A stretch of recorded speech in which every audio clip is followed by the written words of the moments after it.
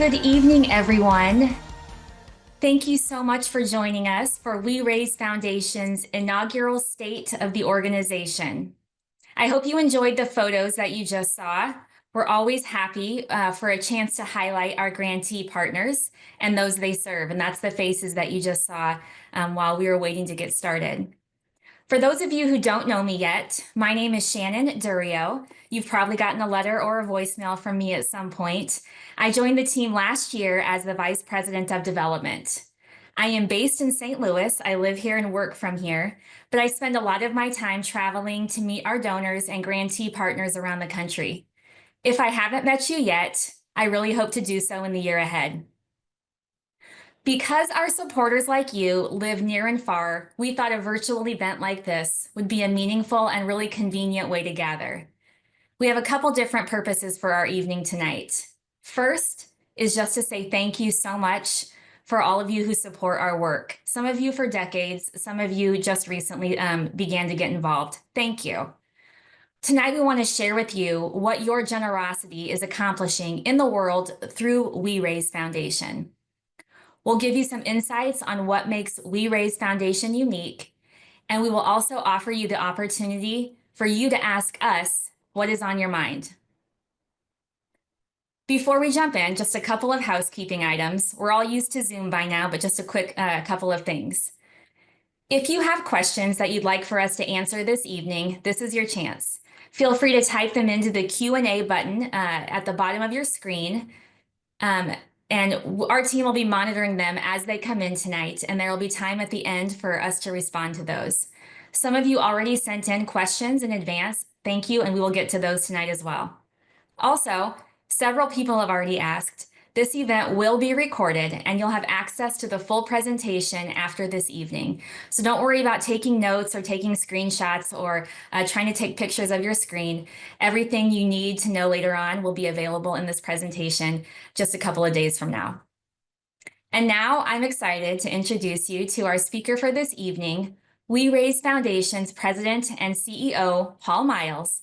He's going to share some thoughts for about 20 minutes or so, and then we can take some questions. Paul? Thanks, Shannon, and welcome to all of you. We are so delighted to have you engage with us tonight for the first State of the Organization presentation given by We Raise Foundation. A lot of people put a lot of work into this evening. We have, if you could see what's in front of me, a host of technological components of cameras and lights and all sorts of things. And you've heard from Shannon a little bit how we want to engage you tonight, and we have the capacity to do that. But what I really want to do is just talk to you. As if I was sitting with you as I have in your living room, sharing with you what your generosity is doing in the world through us. That's a real privilege to be able to share that with you tonight. So thank you for tuning in, and thank you for spreading this to your friends and maybe people that haven't come to know We Raise yet through the recording that we'll have distributed and posted on our website. Before I move forward in any detail about the work of We Raise, I would like to echo Shannon's comments and send you my most sincere thanks for the generosity that you've shared with us to be directed in underserved communities around the country. We know that you've got a host of options on where you can fund. In the United States alone, there's 1.5 million nonprofit organizations, all of whom are worthy of your support, and you chose We Raise, and we don't ever take that for granted. And we consider ourselves to be your agent in communities that are suffering, that are going without the things that you and I take for granted. And so we consider that to be a privilege to do that on your behalf. But thank you so much for the generosity that you share through us. Very simply put, We Raise invests in the work of dynamic leaders and organizations to help them be the hands and feet of Jesus in a world that desperately needs their leadership. But it would be very difficult for me to say that what we do is simple. Certainly, we give monetary grants like a traditional foundation would. And we do that to organizations that serve in the space of education and workforce development and reentry programs. But a few years ago, we had a conversation with nonprofit leaders, and we asked a very simple question to them. What do you need help with the most? And it could have come back with answers across the spectrum. It could have been in board development. It could have been in leadership development. It could have been in accounting or legal services. But across the board, these nonprofit leaders said the number one thing that we need help with the most is raising the financial resources so that we can fulfill our mission. We need to be better fundraisers. That was something we felt strongly we could help with. We had some expertise and some background in that. So we created a palette of value add services, addressing the fundraising needs of our grantees to help elevate their programs. Now, the reason we did this is very simple. The size of the problem was growing exponentially, much greater, in fact, than the solutions that have been created to solve them. So as we looked at the assets that We Raise Foundation had, we knew we had to get creative in order to make a dent in the problems that we thought we should focus on. Our country is continuing to make amazing advances in medicine and technology and other sectors, but there are communities with limited resources that are fighting for basic progress in critical areas. Students are not proficient in reading and in math. The population of women, for instance, who are serving incarceration is rising, while the number of organizations that serve that community is at best staying the same, and most frequently it's shrinking. Housing is becoming unattainable in underserved communities. And our general prison population has grown 700%. 700% since 1970. So clearly, we have a lot of work to do. So that's a little bit of why we are doing this. And we base our approach on a few simple concepts. First, we subscribe to an asset-based approach to philanthropy. Now, let me explain what that means. In short, we believe that the people and the ideas, the volunteers, the energy behind how an organization addresses complex issues in their community already exist within that community. We don't need to, and we believe we're not even equipped to, tell them how to create employment opportunities, how to feed or house people, how to lift educational outcomes for children in their neighborhood. We don't believe that we are called to do that. What we can do, however, is we can bring more resources to that community that is often lacking in them. We also believe, as a core tenet of how we do our work, that to be an effective partner, we have to be proximate to the people and communities we aim to serve. So we intentionally spend time in these communities. We build relationships with the residents and the leaders, seeing firsthand the challenges of food deserts and gun violence and gangs and dilapidated schools, the absence of resources that you and I take for granted. And we believe, in fact, we know that that makes us a more committed, more passionate, more compassionate, and better informed partner in this work. So the all-important question is, why do we deploy that strategy, that approach? Why do we go to these communities to spend time? Why do we not just sit in an office and send checks out? The answer to that is simple. We love people. Now let me say that again. We love people. And we don't think you can be effective doing this work if you don't.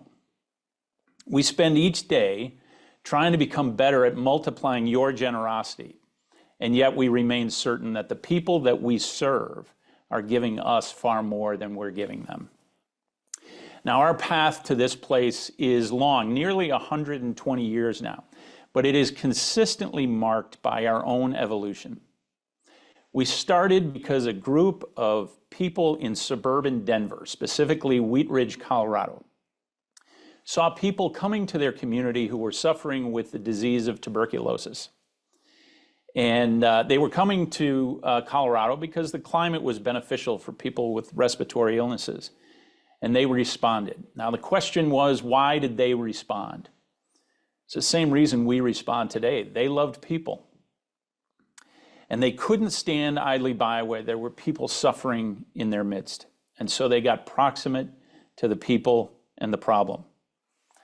Eventually, science caught up to tuberculosis, and we shifted and evolved our focus to work with Lutheran congregations, to work and fund in the area of social work, of nursing, church leadership, clean water, other critical needs. We were evolving as an organization, but so too was the world. There were new and complex issues that were coming forward, many that required a professionalized approach to solving those problems. So a network of nonprofit organizations was created, which lessened the burden on churches to serve these human service issues. Things like mental health and food insecurity and prison programs and housing were just a few that came forward that became so prevalent in our society. And it required professionals to address them. So in 2016, 2017, our organization once again came to a crossroads, an evolution, if you will. Landscape was changing within the Lutheran Church, as it was in many mainline denominations, as it was in the nonprofit community. But we asked the same question of ourselves that our founders asked nearly 120 years ago. How can we be of service to the most number of people in the most effective way? So we designed a new approach to our work. We increased our grant amounts, making multi-year commitments. We partner with other funders, deploying a unique set of services to our grantees with the purpose of multiplying your generosity, making your gift more impactful, and bringing more resources to our grantees in service to being a good steward to you. That last part of being a good steward, that is truly at the center of our operational model. The concept of generosity multiplied may sound like a pretty good tagline, but I can't take credit for that. The Apostle Matthew really gets the credit for that. In verses 14 through 30 in chapter 25, Matthew tells a story of the master who entrusts his servants with money with the expectation that they will steward it wisely, not simply protecting what he gave them, but to multiply it. Our entire operational model is built on that instruction. Our approach to stewarding your gift turns $1 into $2.29. And that number goes up when you factor in time over the relationship with our grantee.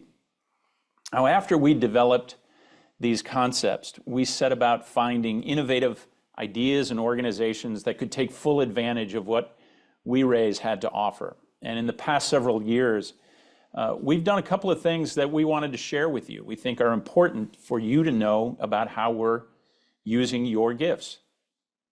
We've worked very hard to establish special relationships with other funders that share We Raise's values in grant making, specifically that they fund Christian causes, that we have alignment in the areas of focus, education, workforce development, reentry, and that those organizations, those other funders, are represented by leaders of integrity and people that we want to be connected to for the long term.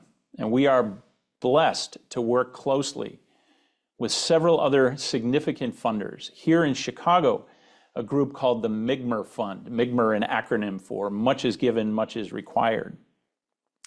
In Milwaukee, we partner with the Siebert Lutheran Foundation, and in St. Louis, the Lutheran Foundation of St. Louis. And together we have partnered on very ambitious grants. Those relationships have helped move our grant making to significant levels. Our largest grant program is called Grants Plus, and 10 short years ago, the largest gift that we would give in a Grants Plus capacity was $50,000. Today, our largest grant is $500,000. but half of that support comes from our partner foundations because of those relationships, making your gifts go that much farther. Additionally, we've been fortunate to have the relationships with other interested parties, whether they be foundations or companies or individuals or churches. And in some cases, we have solicited their support on behalf of our grantee partners. And nearly $2 million in the last several years of additional funding has been generated that has gone directly from a donor to the organization because We Raise solicited it, because we wrote a proposal, because we made an introduction, because we made an endorsement, any number of different things. But because We Raise was there, a significant gift was realized for our grantee. But you're not going to find those gifts in our audited financials. And we want you to know that we're okay with that. At the end of the day, our priority is to get more resources into the hands of our grantees, abundantly more resources. And so we don't focus on whether or not that makes our balance sheet look better. We focus on how much impact can we have with our grantees. Now, those resources have been directed to a remarkable set of organizations who are doing amazing work in very difficult circumstances. And in the past couple of years, there's several grantees I'd really like to highlight for you. The Ma'afa Redemption Project here in Chicago has a mission to, and I quote, invest in the mind, body, and spirit so that the men in their program may repair and rebuild their city one life at a time. Ma'afa leads a residential treatment center, creates small businesses with and for people in their community. They lead a health and wellness center, and they've recently embarked on an incredibly ambitious community center project that will benefit the entire West Garfield Park on the west side of Chicago. We Raise was the initial funder of their program, which put them on a path that culminated earlier this year when they received the Pritzker-Traubert Foundation Chicago Prize. And if you don't have a connection to Chicago, let me tell you something about the Pritzker-Traubert Chicago Prize. This is a very big deal. It's a competitive process. And Ma'afa and their partners of this community center were the recipients of that. And that comes with a $10 million investment from the Pritzker-Traubert Foundation. Our job at We Raise was to take the risk on a new program when no one else would. So our $300,000 became $10 million. Another grantee of ours is the Keyway Center for Diversion and Reentry in St. Louis, and that serves a uniquely female population that is returning to society after a period of incarceration. And in partnership with the Lutheran Foundation of St. Louis, We Raise made a $500,000 grant to build the capacity of Keyway to house, counsel, and position women for success after serving their sentence. On the south side of Chicago, an organization called Sunshine Gospel Ministries serves to renew the city through discipleship, mercy, and justice. They engage and empower young people and families to thrive through faith and connectedness and opportunity. Through service learning and youth outreach, housing, and community initiatives, they live out their faith by serving and loving their neighbors. And one of the organizations that I think has the greatest name ever created, Thy Kingdom Crumb, is a food truck that serves free meals to people throughout Indianapolis. And it opens up conversations about faith and how God and others love them. I had the great fortune of visiting their leadership team led by Zach Wentz. And that last name might sound familiar if you're a football fan. He's the brother of NFL quarterback Carson Wentz, who started the AO1 Foundation, of which Thy Kingdom Crumb is one of their centerpiece programs. And I went to visit them a few weeks ago, and I shared a meal with people living at a residential treatment center. Now, that's a remarkable experience to just share a meal and share the good news with people that feel completely and utterly alone. They are doing life alone. And here comes this great organization, Thy Kingdom Crumb, who says, you're not alone. God loves you. I love you. Let's break bread together. Let's talk about who you are and why you matter. In addition to our grant-making program, we have a great award that we give every year. This past year was the 9th recipient of the Richard Herman Leadership Award, was given to Ruwelen Arulanandam. That's a mouthful. You can see the picture here with Shannon and I in St. Louis. So Ruwelen serves as the president of the St. Louis University Student Government, and she actively serves those on death row through an organization called Phillips Black. And we give this award every year to a dynamic young leader of service work. A previous recipient, you can also see in the picture here, Jerome Harris, shown with our past board chair, Duran Lowe, and I on a recent visit to St. Louis. And we gave that award to Jerome several years ago. But that picture alone tells you we stay connected to those we invest in. We continue to do that for organizations, people, and communities. So where are we going now? We're currently in the active stages of creating a 5-year plan to dramatically increase our impact to the communities we serve. So specifically, we are moving from 9 grants this year to 24 grants 5 years from now. And in that time frame, we will award 83 new grants to new partners. We will increase our annual program support from $1.2 million to $2.2 million. And we are moving toward increasing our endowment so that our endowment money covers 100% of our operational costs. And that means 100% of every dollar donated to We Raise will go directly into grants and program services. In addition, we want to continue this work of soliciting funds on behalf of our grantees, and one of our objectives is to generate another $2.5 million in direct support during the next 5 years. In the United States, there are 90,000 foundations. Those range from private family foundations to corporate foundations to community foundations and everywhere in between. But within this community of funders, We Raise truly does stand alone. We are offering a set of services directed at a specific program, the increase in resources that no other foundation is doing. And we do that with the sole purpose of helping organizations to fulfill their mission. No one else is doing that work in that way.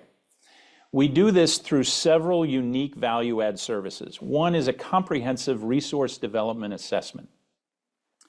This helps us to make long-term recommendations to grantees about how they can be more effective, how they can be more efficient in how they raise money and connect to new communities. We deploy a crowdfunding service on behalf of our grantees in a way in which we teach them how to raise money in this developing form of resource development. We incentivize that process to activate a larger community of funders, but it brings real value to our partners. We fund donor research so that organizations that we invest in know who else might be in this space, who else they might approach to engage in their work. We connect them to other funders and friends of We Raise. And we engage in this strategy of joint grant making, fostering relationships with other funders to more than double the size of a typical We Raise grant. Now, we think the past 6 years would confirm that our approach based on Matthew 25 is making your support of We Raise much more than it ever could be on its own. Our grantee partners have a strong sense of agreement with that. So don't just take my word for it. Listen to Casey Stratton, who's the executive director of Harbor House Ministries in Oakland, California. Casey says about We Raise believes in not just giving money to their grantees, but in helping us become better fundraisers so that we can be sustainable beyond the duration of the grant. They are going to change nonprofits by doing that. And that is going to then change the populations that the nonprofits serve. Casey just perfectly encapsulated what our intent is. We want to be the tip of the spear. We know we are not the multi-billion-dollar foundation, but if we're smart, if we're early, if we're committed, and if we're proximate, we can have that kind of an impact on the communities our grantee partners serve. Now, we remain committed to multiplying your generosity in ways that are consistent with our faith and our love of people. We're going to continue to work that way. We think we got that model right. And now we have to grow that support so we can impact even more people. So thanks for listening to that. We want to offer you the chance to ask us what's on your mind. We'll answer as many of those questions as we possibly can. And I'm going to turn this back to Shannon so she can help facilitate that process. Awesome. Thank you, Paul. I know I get really jazzed when I hear you talk about this kind of stuff. It's an exciting time to be a part of We Raise Foundation. We're super grateful for everyone who is making this possible for our grantee partners. I do have a few questions that came in previously. If anyone else on the Zoom has questions now, feel free to put them in the Q&A tab. You just click that button at the bottom and you can type in your question. But Paul, the first question is, how do you identify programs that need help and then decide which ones to award grants to? So there's two parts to that question, Shannon. One is, how do we identify programs and organizations who are doing the kind of work we want to fund? One of the great sources is the existing grantee community that we are already partnered with. They oftentimes will introduce us to organizations that they are partnered with. And we, in fact, then are able to connect with them. We're also active within an organization called CCDA, and that stands for the Christian Community Development Association. And this is a group of nonprofit organizations around the country who operate under certain principles, one of which includes that the leaders of this organization or the leaders of the program actually have to live in the community, so that they're not simply coming from comfortable suburbs, but it's theirs and they own it and they're in it. And so CCDA organizations, we tend to resonate with the work they're doing and how they're doing it. So that's another source of how we identify grantees. We have an open submission process, so certainly organizations doing their own research that are working in this space of education, workforce development, and reentry will find us because we're in the world's database of a funder of those types of programs. So they will find us on occasion. Beyond that, then we have a process whereby they are submitting proposals to make sure that they align with our values. And programmatically, we do not fund things like endowment. We don't fund debt reduction. We are a programmatic funder. On occasion, if the circumstance is right, there may be capital that's involved in a new program that we might consider. But we are typically a programmatic funder of nonprofit organizations. And so we want to make sure that those proposals align with what our values are, Christian organizations serving in these particular sectors, and the proposal would be for programmatic uses. We will discuss then about how that fits into our portfolio of grantee partners. We recognize that we are not simply a foundation that was founded because we sold a hospital or real estate. We survive and thrive based on the generosity of our donors, and we want to make sure that the grants that we are making align with our donor community as well. So we want to be able to talk about those things.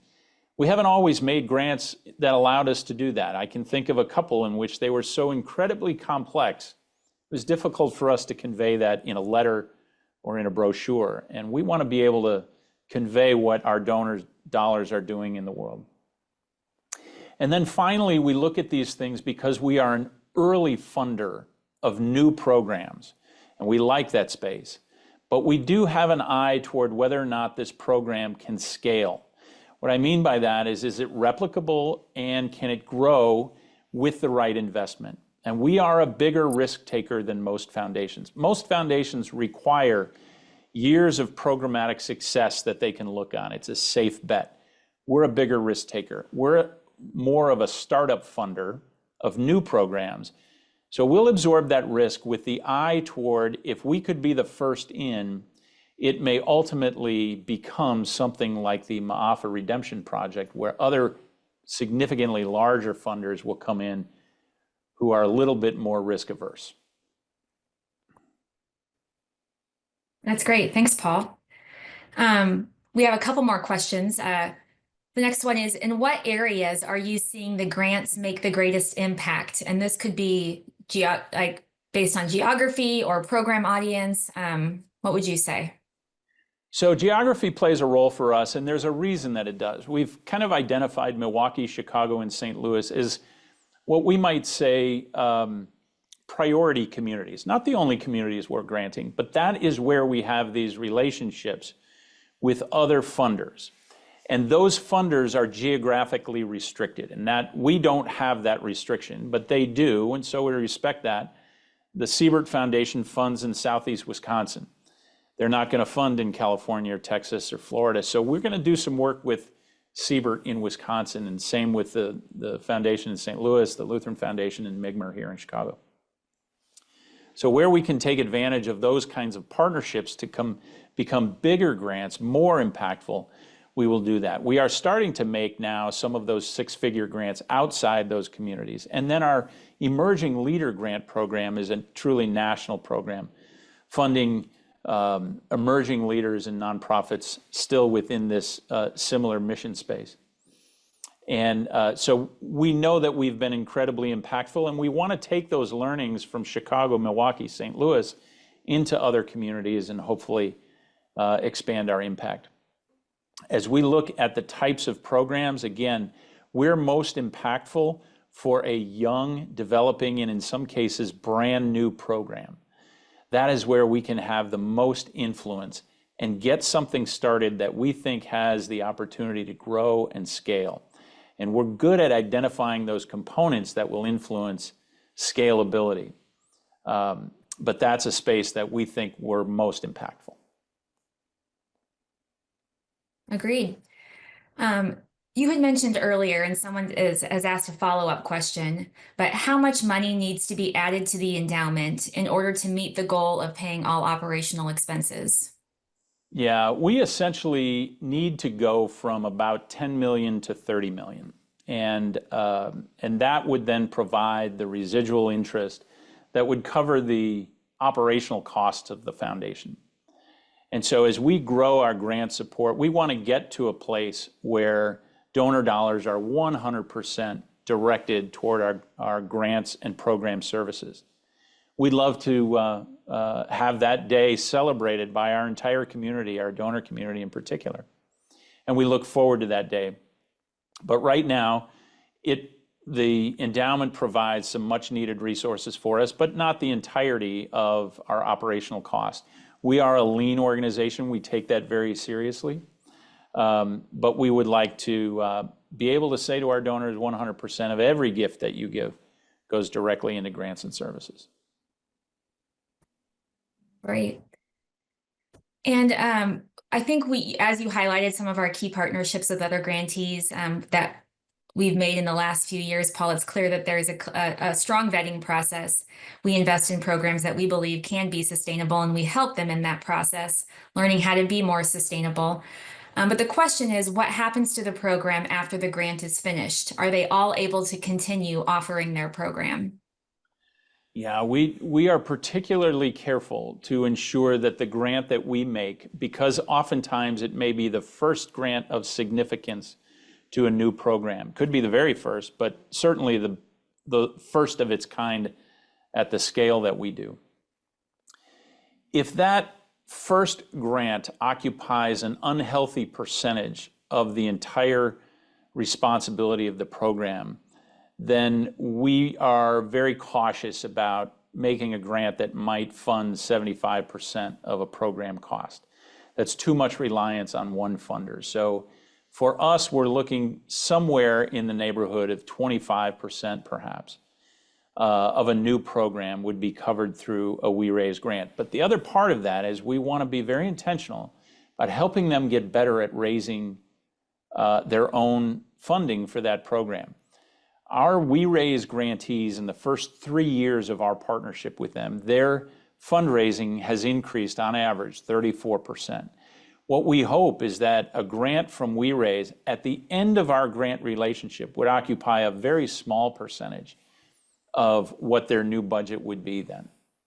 So we want to help them get better at raising money so there isn't a reliance. Those programs, our success rate in terms of programs that are still operating outside of 5 years of our grant is over 70%. We think that's a very healthy percentage, particularly when we are funding new programs. We know not all of them will succeed, but if 70% are still operating and thriving 5 years later, we're very proud of that. And we think we're doing some of the extra things that will help to grow that 70% number in the future. Well, Paul, you just walked right into what I think will probably end up being our last question for the night.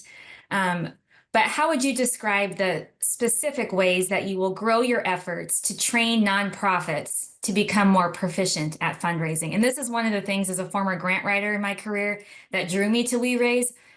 What are some of the specific ways that you do that? Yeah, so let me first just address something that I tend to get this question frequently when I'm visiting with donors, which is you guys tend to talk about fundraising a lot. And it's a core part of what we're doing. And we've done that intentionally. And the reason that we've done it isn't simply because we want to generate more money. It is because the organizations that we're connected to, the problem is growing faster than the solution, and they need money to run these programs. If you subscribe to an asset-based approach to philanthropic support, you know the people and the ideas are already there. They need money to run the programs. It is just simply the way this works. And we can do that with them. And that's the secret sauce of We Raise, if you will, the thing that we do that nobody else does.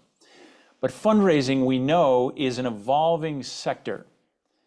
So 15 years ago, who was raising significant money in crowdfunding? Who was raising significant money online? Today, that is an enormous part of how organizations are raising money. 15 years from now, organizations will be using a tool to raise money that hasn't been created yet. We don't know what that's going to be, but we hope to evolve as that sector evolves, to be creative, to be relational, to be on the ground with our grantees, to help them take advantage of new technologies and new innovations to better fund their operations. The philanthropic landscape is changing. We used to hear this all the time at church, that 20% of the donors were giving 80% of the dollars. That number is getting very close to 95% of the dollars being contributed by 5% of the donors. Fewer people are giving today. Fewer people are volunteering today. We have work to do to get people back to an age of thinking of others and investing in a better future for other people. And that corresponds with future people regularly attending church. That's not by accident that those two things are growing at the same rate. We need people rooted in faith, dedicated to other people. So we think the future can be better. Right now, we are experiencing some challenges, but we also know this country is incredibly philanthropic and generous when it wants to be. So our job is to put opportunities in front of them to make a big difference in the world. Well said, Paul. Well, thank you for what you just shared, and thank you to everybody who asked questions tonight or sent in questions, and just for joining us tonight. Your thoughtful questions really helped shape the way that this conversation went tonight. So please know that if you do have additional questions or ideas, we would love to find a time to chat directly with you after this. So you can reach out to Paul or me at any time. I think I sent most of you an email this afternoon, so you have my email address, but I believe they can put we can put mine and Paul's contact information up on the screen. But we are happy to connect with you and have coffee, have a phone call, have a Zoom call to make sure that you know exactly where We Raise is going with your support. As we close, there are a few opportunities that I hope that you'll consider as we head into this busy holiday season. The first is just that you will partner with us or continue to partner with us through your giving. As Paul mentioned earlier, we are looking to significantly increase the number of grants that we are awarding. The demand is there, and we want to be able to meet as many needs as possible. But your generosity makes that happen. So while there are a lot of different ways that you can give, I'm just going to mention two of them tonight. One is monthly giving. It's an easy way to make a consistent impact in smaller gifts throughout the year. And we can automate this so that you don't have to think about writing a check or getting online to make a donation every month. We have a really easy process for that. I know that we have several monthly donors who are logged in tonight watching, so thank you. It's just a really simple way to continue your support. Also, you can make legacy gifts through your estate.